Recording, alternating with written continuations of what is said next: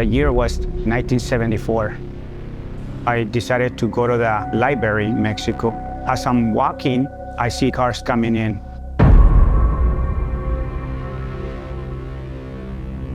They just open the doors and then they start pulling machine guns. Vamos, hombres! And one of them just pushed me. So I just turned around and I saw them surrounding a house. And it's 499A, and our house is 499B.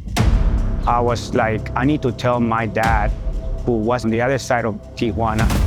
And I decided to start walking towards the house that I thought he was. This was 10 o'clock in the morning. I got there about 4:30 in the afternoon. My dad was involved in drugs. He was very recognized that he has his own bodyguards, he had his own people. We couldn't stay in Mexico because they were looking for my dad. And we decided to leave Mexico.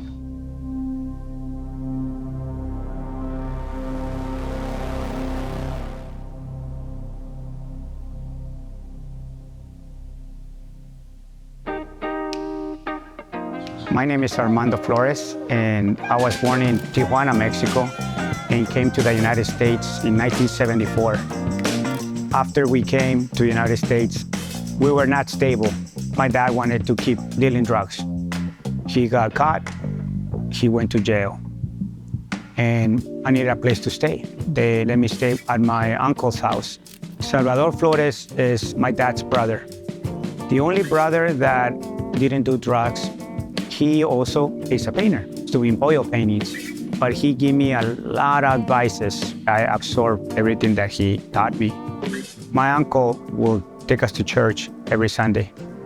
My grandma taught me the faith. She prayed the rosary every night before we go to sleep.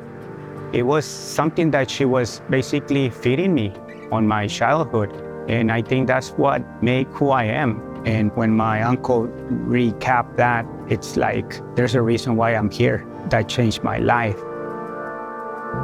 My uncle is the one that kind of gave me the motivation to believe in myself. And right away, they put me in school. I took classes for ESL, English as a second language. Going to school, I see lowriders. It was a 65 candy red. I remember seeing the car glowing that red on the sun and the plaque. And I'm like, that looks so beautiful. It's kind of where I think the passion of lowriders started. I wanted to get out of the house and make my own life. When I met my wife, when she was my girlfriend, Irma kind of has the same idea. I decided to sell my 64 and bought a 65 candy red like this car right here. We decided, let's start a new life. We both got a new job.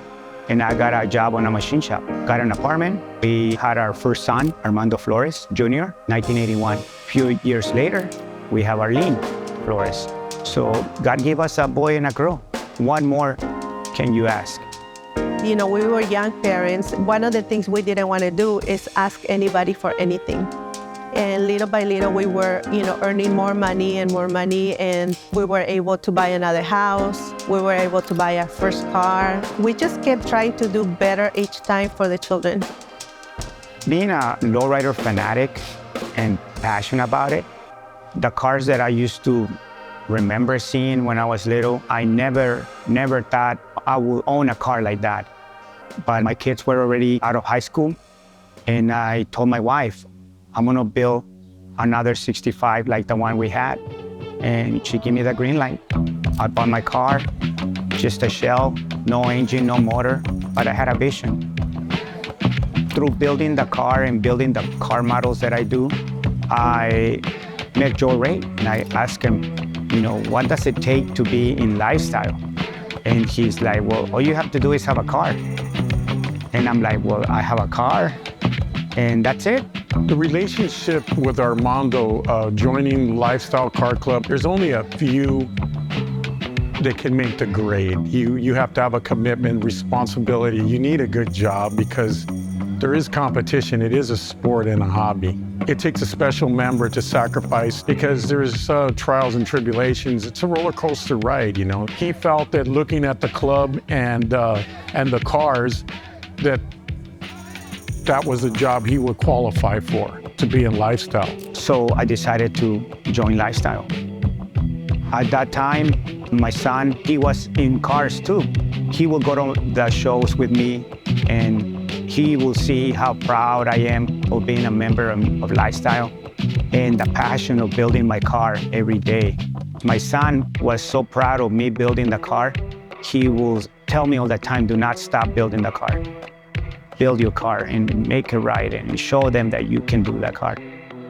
And that stayed on my head because he's the one that actually gave me the strength to continue building the car. He built his car, and Armando was more of a leader. He had ideas on paint and designs and try this and try that. He comes out with his own car and he has his time in the light when his car breaks out. The car was sponsored by Lowrider magazine, was in the cover of Lowrider magazine, and I call it City of Angels. The time that he spent it on his talent, on his hobby. It was about something beautiful that he was building. My husband has a lot of talents, and I'm gonna support him no matter what. We went through, like every marriage, having birthday parties and Christmas and all those beautiful moments that we have as a family until 2009. He called Irma in the morning and told her that she wanted to eat ceviche. He told me to make ceviche for him. That was one of his favorite dishes. And so he said, Mom, can you make some ceviche for me? And I said, yes, I will, but make sure you come to the house because every time you tell me to make something for you, sometimes you don't show up. He goes, no, Mom, I promise I'll be there. And when Irma woke up in the morning to go to work, she's like, I make ceviche for him and he never came. May 11, it was a day after Mother's Day. I heard the bell and I opened the door and it was a cop. The first thing that he said is, do you know Armando Flores, Jr.? And I go, yes. And that was when he said, your son passed last night. And I'm like thinking, my wife doesn't know. I have to tell her. My secretary came over and said, you need to come with me. And I said, what happened? And she's like, just follow me. And when I went into the reception area, there was Armando, my daughter, and his girlfriend. And the minute I saw that, I was like, I knew it was him. You know, all I remember were crying and crying and crying, and I just couldn't believe it. We knew that it was a motorcycle accident, but we didn't know how bad. He was hit on the 210 freeway, body parts everywhere, even on the opposite side of the freeway. They had to close the freeway both directions. So we decided not to open that coffin. I'm glad that we didn't see it because we wanted to remember him the way he was. To me, if I'm talking about him, it makes me feel good because I still remember him. I know that he can hear me talking about him. So when I don't talk about him, that means he's been forgotten. When I do car models, he's there. The strength that he gave me to speak up for yourself, Dad. Don't let no one put you down. It's always with me. I was blessed to have him, and that now it was his turn to go. He was a beautiful person. I didn't know he had so many friends and so many people that love him until, his funeral.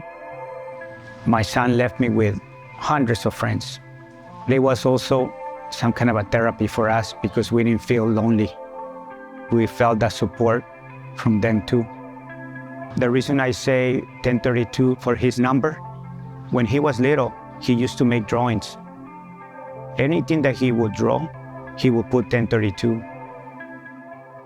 And I used to ask him, why do you put 1032? He says, I don't know that. That number, it's like always in my head. Well, the day that he passed was 1032 at night. So that kind of went all connected. Why 1032? It's important for us, for the whole family.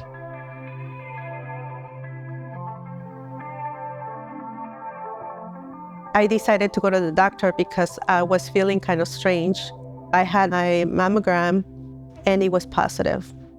When my wife got diagnosed with cancer, it was a tornado for 18 months. It was going fast. It was so fast that the tumor was the size of a quarter, like round. She had to go through the chemo process. After the chemo, she will feel so bad for 3, 4, 5 days, where the white cells will go down to almost nothing, where she could be gone in an hour. But we were thinking positive all the time. From day one, Armando was there for me, every step of the way. I joke with him all the time because I said, after that, I want to marry you again because you were such a great husband. He fed me, he cooked for me, he cleaned, he showered me because I had no strength. I was having 7 bags of chemo every 3 weeks. I lost my hair, my teeth got all messed up, my skin was different, but every day he will cook different meals and he will tell me, try this. If you don't like this, try the next one, before he went to work. So we fought together. But I think if it wasn't for him and God, all my prayers, I don't think I wouldn't be here. I honestly believe that. Seeing her with no hair, going through that chemo and going through all that process, I didn't know if she was gonna make it or not. I told the club, I need my family. I can't go back to the club right now until she's okay. Again, my guardian angel is telling me what's the right thing to do. Armando did his time in the club.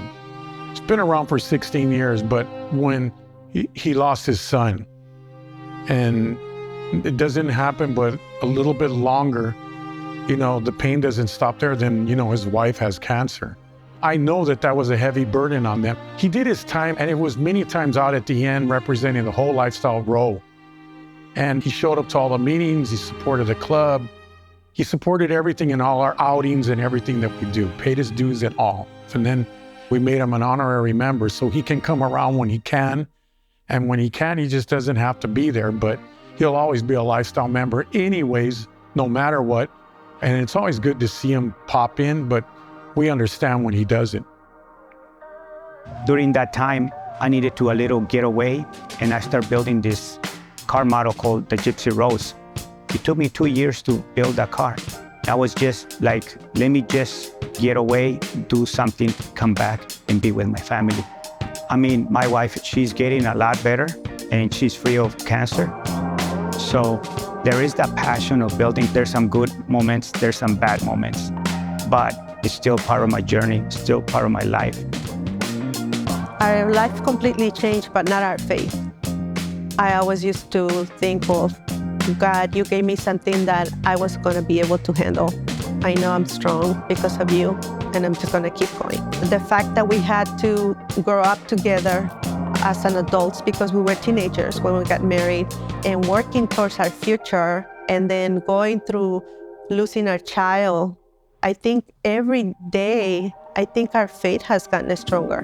But we never lost faith in God. It just took a while to come back. Some marriages, when a son or a daughter pass, they get divorced. Or somebody has cancer, they say, bye-bye, see you later, and they leave. But not on us. God makes us even stronger and believe that there's somebody taking care of us. I don't think he ever left me. I think he's always there, guiding me through life. When he's there, you feel secure, you feel protected. You don't have to worry about anything. He prepared me for anything, even that last day of my life. I'm ready for that. But I'm not scared because God has life for you. When that happens, I'm ready.